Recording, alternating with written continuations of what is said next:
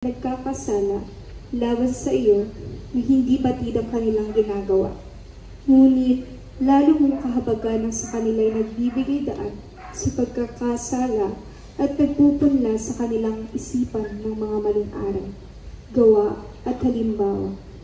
Ingatan ng buhay sa aming mga puso ang pananampalataya. Pagkalooban mo ang aming mga magulang ng liwanag at hinahon, upang sila'y patnubayang palagi sa landas ng mabuting aral. Ilayo mo kami sa mga masasamang impluwensya at kaibigan. Ingatan mo ang aming mga puso upang huwag marumihan. Naway iwaksin namin ng mga masasamang babasahin, mga mahahalay na panoorin, at mga maling hilig sa katawan. Itulot mo na kami manatili sa kababaan ng loob, sa kabanalan at sa madalas na pagtanggap ng mga sakramento ng iyong pag-ibig. Manatili ang init ng aming pagmamahal, lalo na sa panahon ng kapusukan. Sa wakas ay papanatilihin mo, laging maalab sa aming puso, ang pag-ibig sa iyo araw-araw, upang kami ay maging tapat na tagapagpatotoo ng iyong awa at biyaya.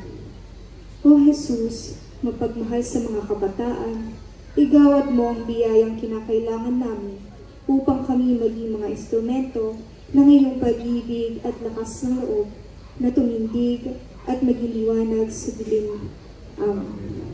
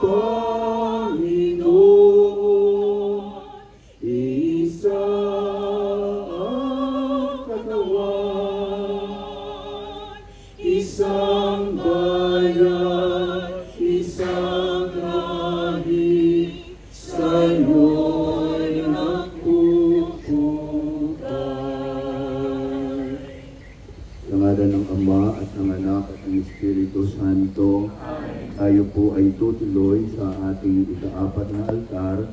Maraming salamat po sa mag-anak na